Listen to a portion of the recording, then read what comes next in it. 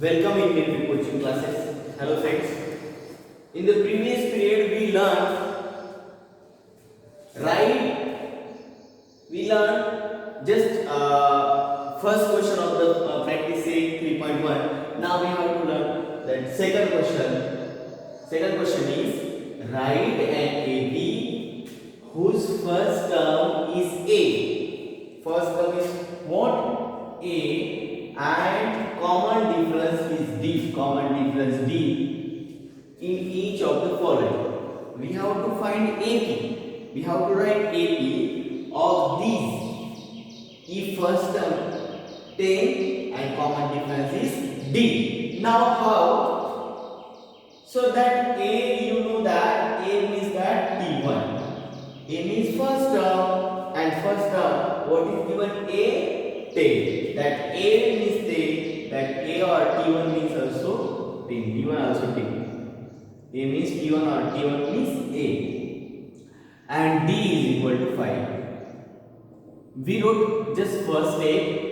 Now see. Now we have to find second term. How can we find second term? Second term is equal to first term plus D. How can we find second term? We have to write first T2. Second term is equal to first plus difference. First term plus difference. म्हणजे दुसरं जर आपल्याला term काढायचं असेल तर T2 बरोबर आहे, दुसरं पद बरोबर आहे त्याच्या अगोदरचं पद. Preceding term of the T2. What is T1? आणि त्याच्यामध्ये काय करायचा? डिफरन्स. मग पहा T1 काय? 10 प्लस T1 ची व्हॅल्यू 10 आणि डिफरन्स किती आहे? What is difference? 5. T1 plus 5 that is 15. Second term is what? 15. Now T3. T3 is equal to T3. What is the preceding or previous term of the T3? That is T2. अगोदरचे पद कोणते आहे T3 च्या? ते लिहिलं T2 आणि त्याच्यामध्ये सगळ्या पदामध्ये D मिळवायचं. याच्या अगोदर T3 च्या अगोदरचं T2 आणि याच्यात D ऍड करा. You have added D difference. T3 is equal to T2 plus D. T3 is equal to T3 च्या अगोदरचं कोणतं पद आहे? T2 आणि त्याच्यामध्ये D मिळवायचं. मग T2 ची व्हॅल्यू किती आपण आताच काढली? 15. 15 plus D. What is D? 5. Now 15 plus 5, that is 20. Okay. Now fourth term T4 is equal to T4 what? Which is the preceding term of T4? That is T3 plus common difference. You know that common difference is given. So first we have to write D as it is like formula. T4 is equal to preceding term of T4, that is T3 and plus common difference D. T4 जर आपल्याला काढायचा असेल तर T4 बरोबर आहे असं लिहायचं. T4 च्या अगोदरचं कोणतं पद आहे? T3 प्लस डिफरन्स आपण तसं लिहायच्यामध्ये मिळवतो डिफरन्स. आता T3 ची व्हॅल्यू बघूया स्टेपला काढली. फाइंड द व्हॅल्यू T3 ची व्हॅल्यू आलेली 20. Right 20 plus difference. What is difference? 5. 20 plus 5 what is? 25. Right? Now we can write AP is equal to AP काय असेल बघा? AP काय? फर्स्ट टर्म काय आहे? 10. We have to write first term 10. Second term what is second term? 15. Third 20. आणि fourth term पहा 25. म्हणजे जर फिफ्थ आला असता 30 35 असा आला असता 5 5 डिफरन्स वाढायचा. So AP is equal to 10 15 20 21 and so on. This is AP.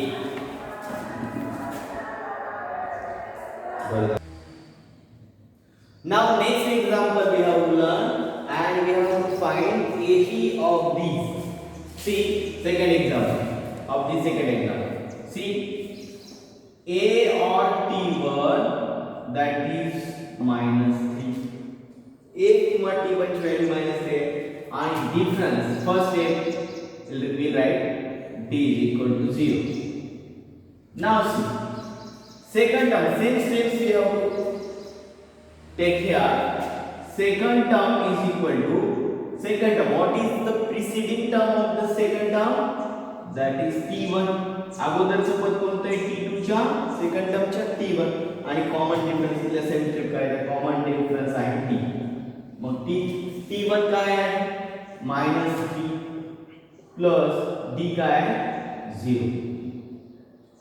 C मग -3 plus 0 both side difference subtract that -3 plus 0 minus it means 3 minus 0 because sign साठी पण we have to subtract भिन्न चिन्हांद्वारे वाईट करायचं तीनातून 0 गेले 3 मोठ्या संख्येत 3 चिन्ह बिगर नंबर मायनस किंवा -3 मध्ये 0 ऍड केले तर ते -6 येणार पण ऍडिशन नाही 0 चं साइनच नसतं इथं एक पॉझिटिव्ह दिले समजा ऍडिशन होणार नाही तर सबट्रॅक्शन 3 0 इथं प्लस साइन सबट्रॅक्शन केले 3 0 that is 3 bigger number sign which is bigger and 3 and 0 between 3 and 0 3 is bigger so bigger number sign that is -3.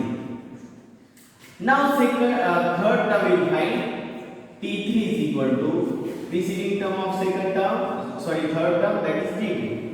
t3 च्या अगोदरचं टर्म कोणतं आहे t2 आहे plus d is equal to मग t2 what is t2 ची value t3 is equal to t3 बरोबर आहे त्याच्या अगोदरचं पद t3 च्या t2 प्लस d मग -3 ही व्हॅल्यू काय ठेवायची -3 plus as it is t2 ची व्हॅल्यू -3 प्लस d ची व्हॅल्यू is 0 -3 plus 0 काय होणार आहे -3 plus 0 -3 ओके हे काय असणार आहे -3. now fourth term t4 is equal to t4 which is previous term of t4 t3 okay previous term म्हणजे अगोदरचं कोणतं आहे t4 च्या t4 जर काढायचं तर preceding term घ्यायचं अगोदरचं t3 प्लस त्याच्यामध्ये काय करायचं we have to add d अगोदरचं त्याच्यामध्ये d ऍड करायचं मग t3 ची व्हॅल्यू किती आली -3 same -3 plus 0 that same calculation that will also -3. So AP therefore AP is equal to AP कोणती असेल मग फर्स्ट टर्म कोणतं आहे फर्स्ट टर्म द्यायचं -3 second term that also -3 that is also -3 third term -3 fourth term -3 and it will go on like this dot. Understand? See in example third a is equal to -7 and b is equal to 1/2. We have to find AP of this example. See a or t1 what is given -7 and b is equal to 1/2. First step we wrote as it is. Now second term how can we find second term t2 is equal to preceding term of the second term that is t1 and difference is difference d as it we have to write as it is. दुसरं पद काढण्यासाठी काय करावं लागतं दुसऱ्या पदाच्या अगोदरचं पद पहिलं पद t1 plus d same step आपण एक दोन एक्झाम्पल मध्ये केलं मग t1 plus d आता पहा t1 ची व्हॅल्यू काय आहे t1 ची व्हॅल्यू आहे -7 प्लस d ची व्हॅल्यू किती d ची व्हॅल्यू 1/2 ही आहे 1/2 पहा मग काय करावं लागेल आता समजा तुम्हाला सांगितल्यानुसार हे नंबर तुम्हाला निगेटिव्ह ब्रॅकेट मध्ये लिहायचा आता इथं काय नसतं इथं मल्टिप्लिकेशन असतं इथं बाहेर चिन्ह काय प्लस आहे पॉझिटिव्ह निगेटिव्ह फायनल काय झाले मायनस आहे आता याच्यामध्ये 1/2 ची व्हॅल्यू आता तुम्हाला डिनोमिनेटर इक्वल करायला जास्त स्टेप जाते म्हणून 1/2 ची व्हॅल्यू पहा कशी काढत असतात इथं बाजूला सांगतो 1/2 सपोज इथं 1 डिवाइड बाय 2 1/2 ला असं येत असतं 1 इथं आणि 2 इथं 1/2 मग 2 1 लहान आहे मग 2 0 जा 2 0 0 1 minus 0 that is 1 तर पॉइंट घ्यायचा आणि इथं 0 घ्यायचा right 5 10. So 0.5 is the answer. 0.5. Understand? ही 1/2 ची व्हॅल्यू पुन्हा सांगणार नाही. 0.5 येते. हाफ म्हणजे 0.5 असं डायरेक्ट कळतं. तुमचं हे डिव्हिजन पण बऱ्याच मुलांचं क्लिअर असतं म्हणून सांगितलं डेसिमलचं. आता याच्यामध्ये पहा -7 + 0.5 both signs are different, so we have to subtract that numbers, right? So how can we subtract 7 minus 0.5? आता इथे 7 पॉइंट काहीच नाही, 7.0 असं लिहू शकता. -0.5 बिगर नंबर मधून आता इथे दोन्ही साइन डिफरंट आहेत म्हणून सबट्रॅक्ट करायचं 7 - 0.5. मग पहा फायनली 7 - 0.5 बघूयात आपण. 0 - 5 होणार नाही. मग इथून कॅरी करायचं. इथे राहिले 6 आणि इथे झाले 10. राईट? 10 - 5 किती आला? 5. पॉइंट यायचे की पॉइंटच्या खाली पॉइंट दिला. 6 - नथिंग. 6 - 0 म्हणजे काहीच नाही. 6.0. 6 - 0 6.5. आन्सर येतं 6.5 येणार आहे. पण कोणत्या नंबरचं साइन द्यायचंय? हाफ. असे कळतं आपल्याला. 7 - 0.5 means half, that is 6.5. बिगर नंबरचं साइन द्यायचं. एवढं मात्र लक्षात ठेवा. साइनचं कन्फ्युजन फार होतं. The -6.5. 7 - 0.5 means half, that is -6.5. 7 मधून 0.5 वजा करायचं म्हणजे हाफ आला. अर्धा वजा करायचं 6.5 येणार. -6.5. इझी आहे पण. आता थर्ड टर्म पहा. T3 is equal to, मग T3 काय करणार? T3 is equal to second plus B. Second term plus B. मग T3 बरोबर आहे अगोदरचं पण T2 आणि त्याच्यामध्ये काय करायचं? D. मग अगोदरचं पण आता T2 ची व्हॅल्यू काढली. T3 च्या अगोदरचं T2 आणि T2 ची व्हॅल्यू आपल्याला माहित झाली. आता किती आहे? 6.5 प्लस D ची व्हॅल्यू किती आहे बेटा? 1/2. 1/2. आता सोपं सांग. -6.5 याचे लिहिला आपण प्लस. आता इथं तुम्हाला नेहमी सवय लागायला म्हणून इथं ब्रॅकेट असतं आणि बाहेर ब्रॅकेटचं काय नाही. निगेटिव्ह नंबरला ब्रॅकेट होतो आपण. पॉझिटिव्ह निगेटिव्ह ब्रॅकेट सोड केला. -6.5 प्लस 1/2 ची व्हॅल्यू आपल्याला डिनोमिनेटर इक्वल नाही करायचं. 1/2 ची व्हॅल्यू आताच काढली आपण. किती उत्तर येतं 1/2 चं? 0.5. म्हणजे डायरेक्ट आपण डिव्हिजन डबल सांगत नाही. 0.5. आणि आता तुम्हाला कळतं हे पाहा 6.5 आता डिफरंट साइन आहे. एक निगेटिव्ह एक positive. If signs are different we have to subtract that numbers. जर चिन्ह भिन्न असतील तर त्यांची आपल्याला वजाबाकी करावी लागते. मग 6.5 - 0.5 बरोबर 6.5 - 0.5 पॉइंटचा काय पॉइंट 5 - 5 0 आणि 6.0 6. 6.0 मीन्स 6. याचा आन्सर 6 च येणार आहे. 6.0 लिहायची गरज नाही. बिगर नंबरचा साइन कोणता आहे? निगेटिव्ह. मग इथं निगेटिव्ह -6 मोठ्या संख्येशी जायचं -6. सेकंड थर्ड टर्म झालं. आता फोर्थ टर्म काढू आपण. T4. नेक्स्ट टिपिकल लिहूया. कंटिन्यू करतो. T4 is equal to T3 plus D. T4 काढत असताना त्याच्या अगोदरचं पद कोणतं आहे? T3 आणि त्याच्यामध्ये काय ऍड करायचंय? D ऍड करायचं. मग T3 ची व्हॅल्यू आपण आताच काढली. ती कोणती आहे?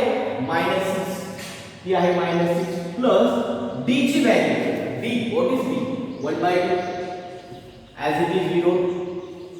1/2. Now see -6 plus 1/2's value we found here 0.5 here also 0.5. That calculation I told you before some time. Now see 1/2 याची व्हॅल्यू आहे 0.5. त्याचं कॅल्क्युलेशन 1/2 0.5 कसं आलं मी फर्स्ट डिव्हिजन करून सांगितलं. आता इथं सुद्धा साइन डिफरंट आहे.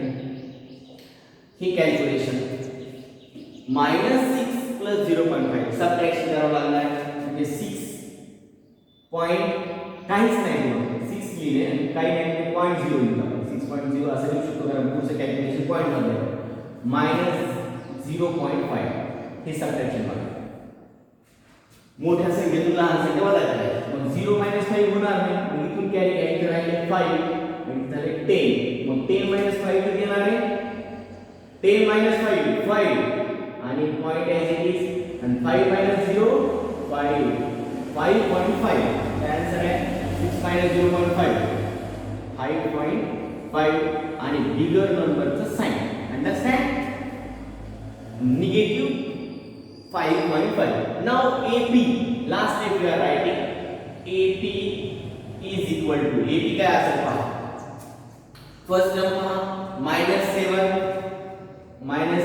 second term is what -6.5 third term -6 आणि fourth term आहे -5.5 हे जे रफ वर्क आहे rough and so on. This is AP. Understand? Now, fourth example. समजलंय?